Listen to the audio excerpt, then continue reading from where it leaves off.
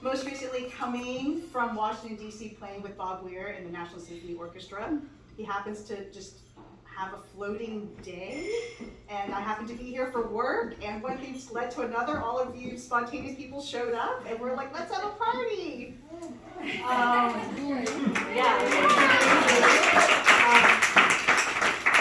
Maz is also a two-time Grammy Award winner. Played with the Turtle Island Quartet, and really, yes, I love them. yeah, Because we love those guys. you do, yeah. Explain for some who might not know. You know, I'm gonna let Mads explain that. I know they play some strings and they sound really lovely together. I'm more of like, you know, like party girl, so I don't know about the Turtle Island Quartet, but I hear they're famous and Mads is a part of it. Okay, without further ado, Mads Foley.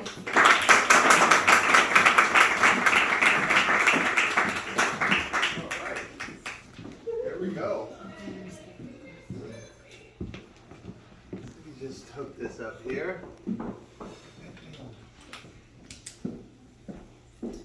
Plug in. There it is.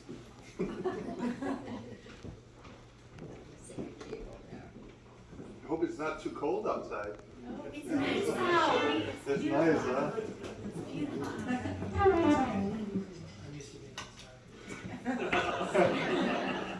All right.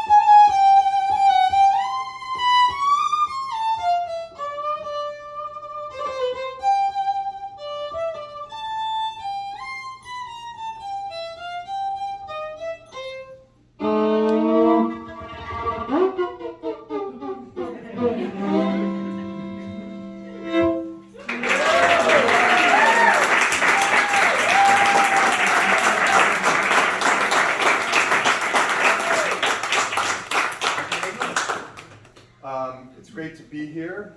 Thanks so much to Allison and John for making this possible, and to Yaya for making the introduction. That really means the world. And yeah, that it is true. I was just at the Kennedy Center last night in Washington, D.C.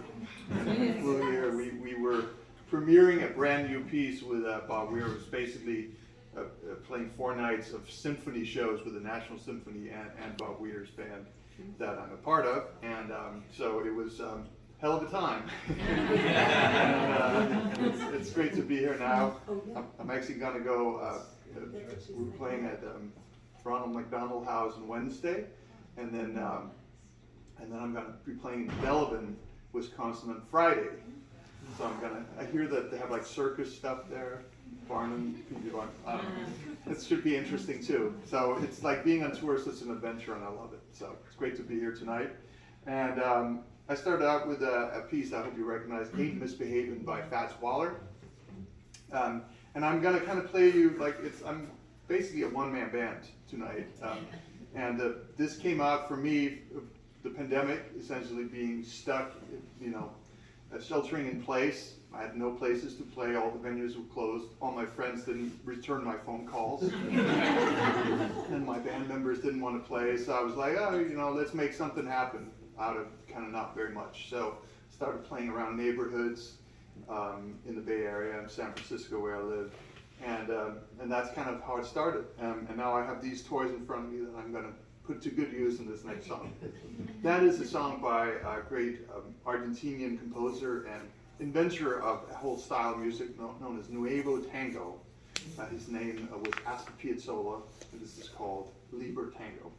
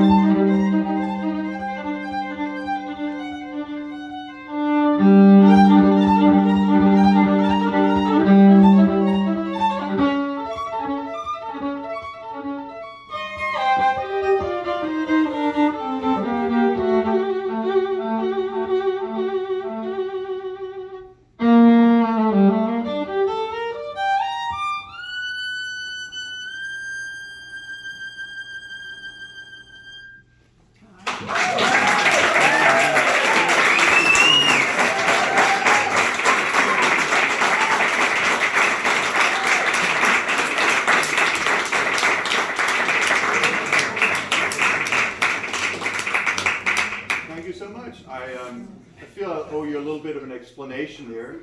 What I'm actually doing. So, the little gray box you see up here, I know it's kind of hard to see, but this is basically called a loop station. And what it does is it allows me to record myself in real time. So I'm essentially, laying down some tracks, then loops back. So whether it's good or bad, hopefully it's good. Hopefully it's good the first time. If it's bad, then you kind of either have to re-record or just live with it, just kind of suck it. Everything that I do tonight is in real time, so it's not like I was up late last night perfecting the tracks and then sending it to you. So with the push of a button right here, poof, they're gone to never be recovered. May those loops rest in peace. Very, very sad. Have a beer for those loops. So that's kind of part of it, though. So that allows me to do that. And then on this other side here, I have this very compact pedal board that's great for traveling because it's not too big. It's not like a giant guitar player pedal board. But what I have here is some different sound effects that allow me to, again, kind of alter the sound. So here's one interesting effect. This is without it. Now this is with it. So that's what I used there. I used to create a bass line on that song that I just played. So you gotta have a bass line, right? Then you gotta have a little bit of maybe delay.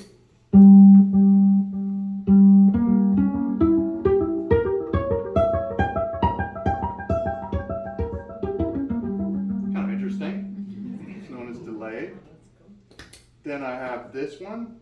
This is chorus. Kind of a lead tone instead of. A little bit of an effect. And this is kind of my favorite here.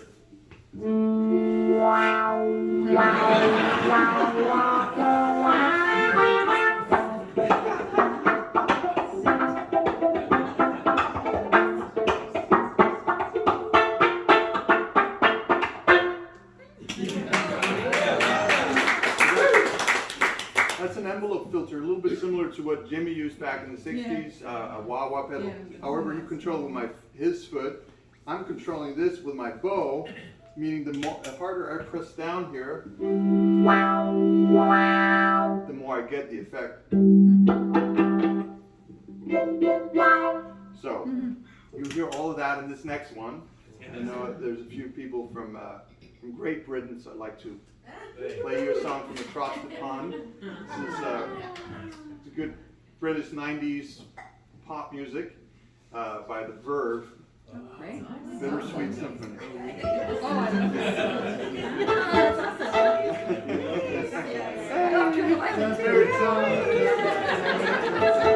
All right. Well, hear it first, okay? Here we go. See, I didn't like that. Let's do it again.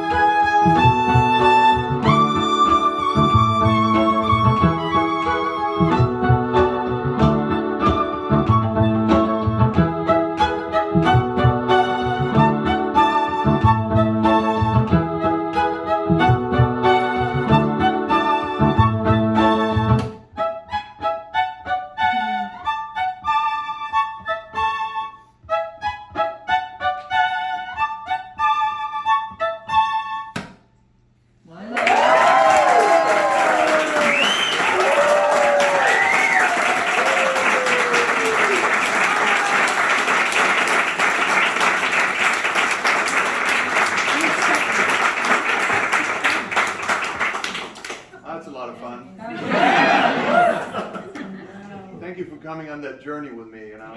That's awesome. It's an audio journey in and out of whatever happens. Whatever you do. Now we're going to go a little further across the pond to a very important country, because that's the country I was born and raised, which is Denmark. I know we have at least 3 Danes here, which is way above the average of a typical, there's 5 million people in the whole country, so you imagine there's not a lot of Danes around, so it's rare. I like to play 3 really old songs for you that are so old they actually don't know who wrote them exactly. So they're one of those where it says anonymous in the songbook. They're very famous folk songs over there. The first one is called "It Was a Saturday Evening." Det var en lørdag aften. So part of the curriculum today, you'll learn a little Danish too. Det var en lørdag aften. It'll get much harder than that. And then I'm going to go to a song called "I skoven stupe stille," which is nice for this area because it means in the peaceful forest. Those beautiful trees and forest around here. The lyrics for that one were actually created by Hans Christian Andersen, a Danish lyrical writer. But lucky for you, I'm not going to sing it. And then I'm going to end with a harvest song called "Marken Might."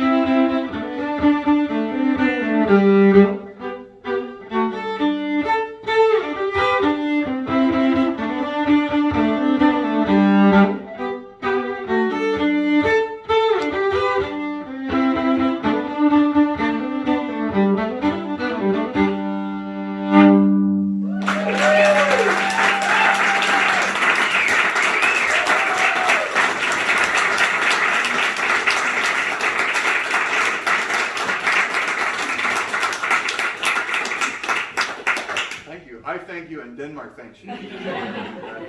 And you know, it's funny to think about when I think back of my childhood. My sister and I, we started playing the violin together.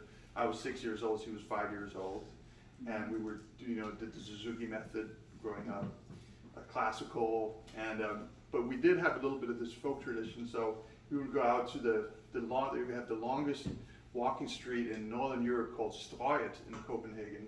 We would go out and busk, put our cases out. We were very cute, you know, we were 9 years old when we started doing that. We would play these songs, actually. And we make a lot of money. until we got older and we were not as cute. And you know, then the money went way down. Even though we were way better, but people didn't seem to care. That's just reality, you know. So anyways, so that's a little bit of how I got started, you know, and eventually I kind of got into jazz. There was a famous jazz violinist from Denmark that I was inspired by, named Sven Asmussen, and he lived to be 100 years old, and he actually gave me a lot of his sheet music, and it was very great inspiration to me. And then eventually I went to Berklee College of Music in Boston, where I got my formal education, I guess you can say. And now I'm out in San Francisco. So, I think I'm going to play a last piece here right now, and then we're going to take a little break, and then return with more music. Also, I did bring some recorded artifacts, also known as CDs.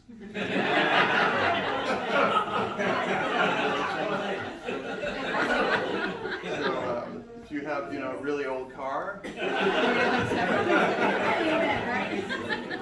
if not, you know, you can use them as coasters. That's right. I won't be offended. Yeah, so some of the music that I play tonight you'll find out. Also, I'm going to end with a piece here by somebody who is a little bit of an unsung hero of mine, Pee Wee Ellis, who was actually the band leader of the James Brown band for about 25 years. Right. Great tenor saxophone player, played with Maceo Parker as well. And he wrote a lot of great songs, including I Feel Good, Cold Sweat, real classics. And then this next one I'd like to finish with, called The Chicken. So this is going to involve my friends down here.